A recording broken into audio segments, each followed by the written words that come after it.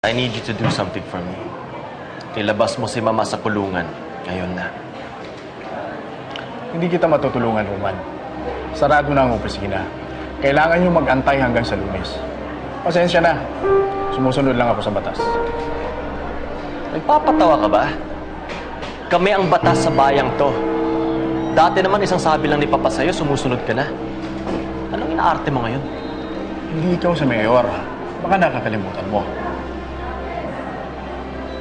Ako ang papalit sa kanya. Kung mananalo ka. Pero sa daming iskandalo ng pamilya nyo, panigurado, talo ka na. Hayop ka. Sige, saktan mo ako. Baka gusto mo magsama kayo ng mama mo sa kulungan.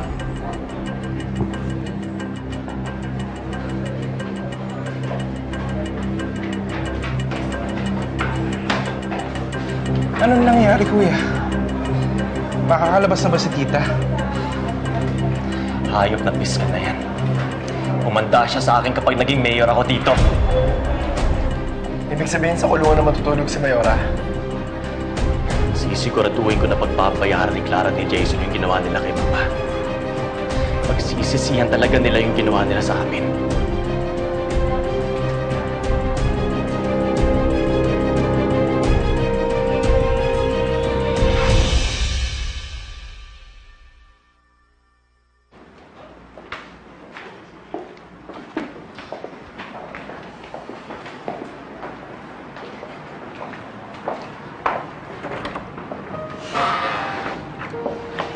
Ay, naku, si Hana. Oh, pag may kailangan ka, patawag mo ako, ha? Thanks, Ma. Magpahinga ka ng mabuti, anak, ha?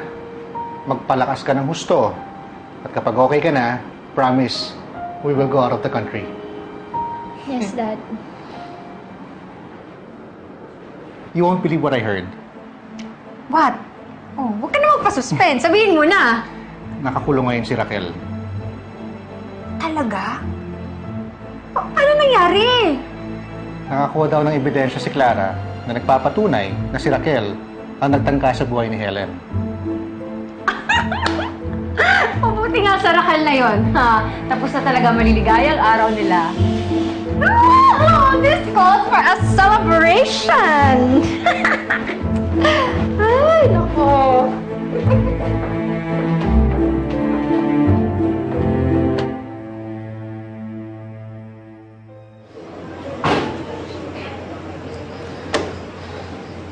Anak, hindi ko na kayang tumagal pa ng isang gabi dito. Gumawa ka ng paraan. Ma, I'm doing everything I can to get you out of here. Kung ginagawa mong lahat, bakit nandito pa rin ako?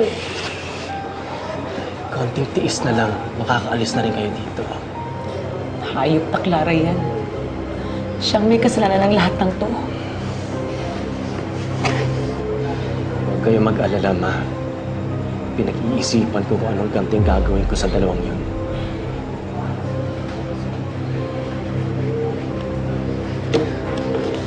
Pero anak, bago mo gawin yan, patahimikan mo muna papa mo. Siguraduhin mo na hindi na siya magigising. Dahil kapag nagising yun, pati ikaw makukulong.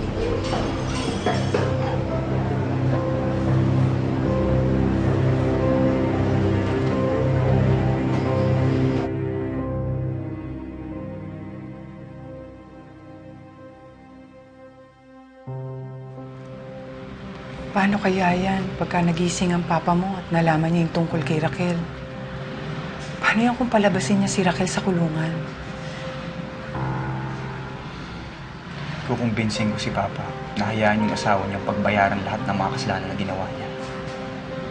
Hindi na ako papayag na makawala yung babae niya ulit. Pero saka na natin isipin yun. Ang importante ngayon, magising at gumaling si Papa.